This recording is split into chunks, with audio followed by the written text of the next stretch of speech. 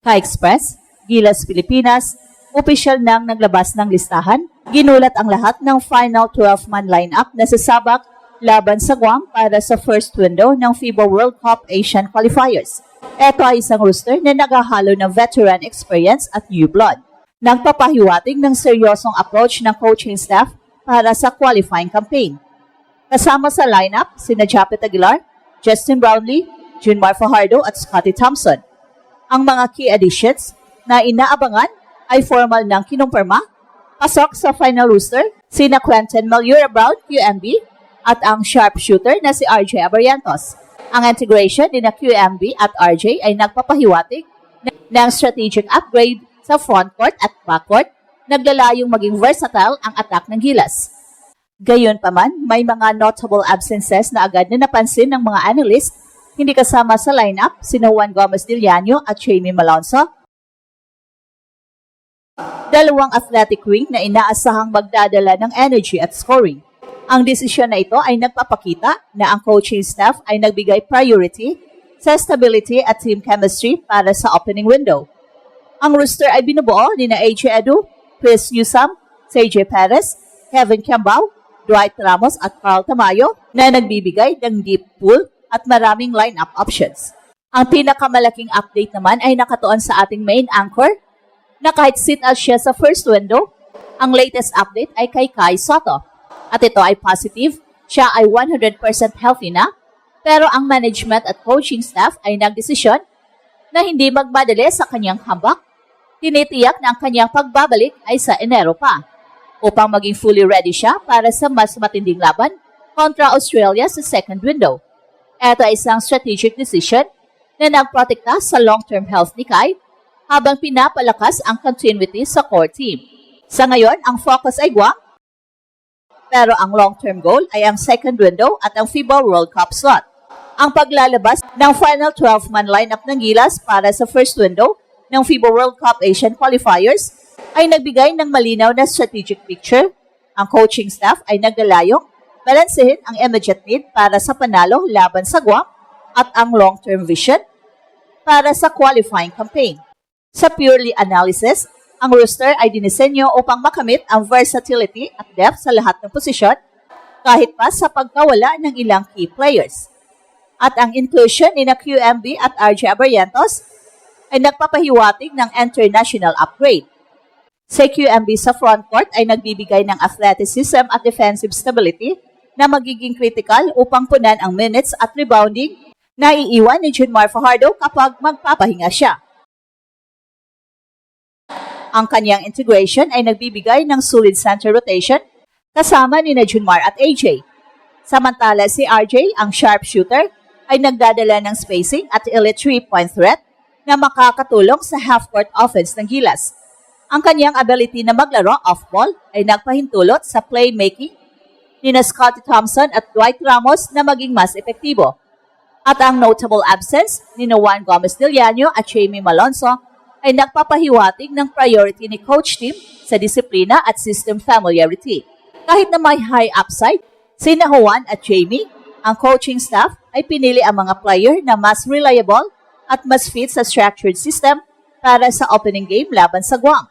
Ito ay isang low-risk, high-reward approach upang tiyakin ang smooth execution sa simula ng qualifiers. At ang pinakamahalagang strategic decision ay ang pag-sit-out ni Kai. Ang update na siya ay 100% healthy na pero piniling magbalik sa January para sa second window kontra Australia. Ito ay isang calculated move. Nagbibigay ito ng ample time kay Kai na makuha ang kanyang full game shape at maging maximally effective laban sa pinakamalaking threat sa grupo, ang Australia. Hindi minabadali ng Gilas ang kanyang comeback.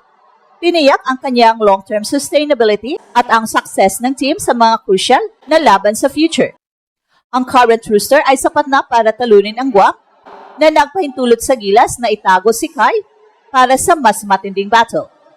Ang final 12-man lineup ng Gilas ay nagpapakita ng malalim na understanding ni coach team sa synergy na kailangan sa FIBA qualifiers.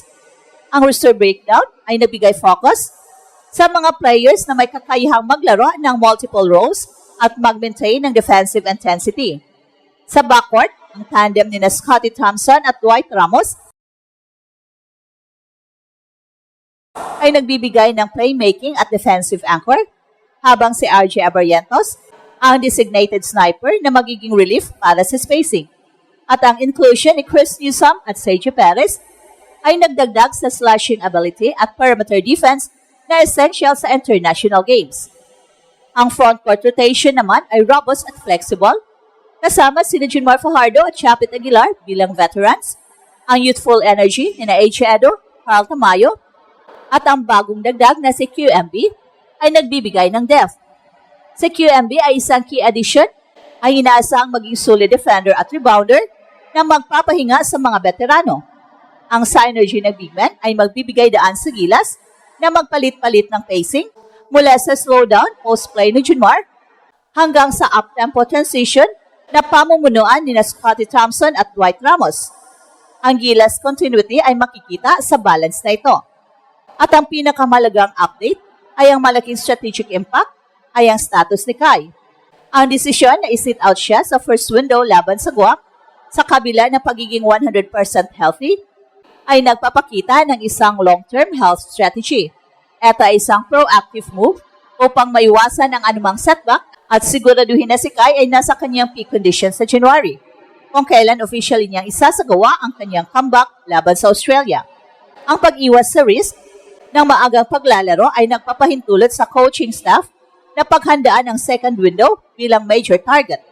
Ang final 12 na ito ay sapat na upang makakuha ng panalo na nagpapahintulot sa gilas na i-maximize ang strategic value ng pagbabalik ni Kai.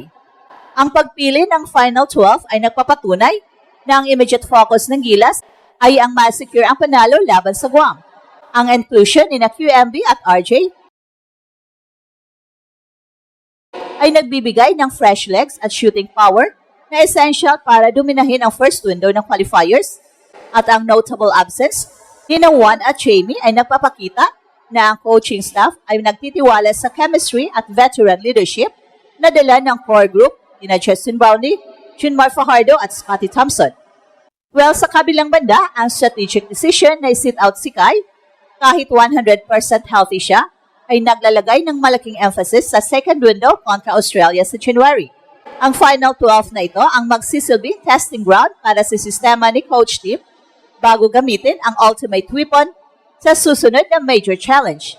Ang current roster ay handa na at ang long-term vision ay clear, manalo sa qualifiers at makarating sa FIBA World Cup. At eto ang Express Info kung saan bawat kwento, ginulat ang mundo.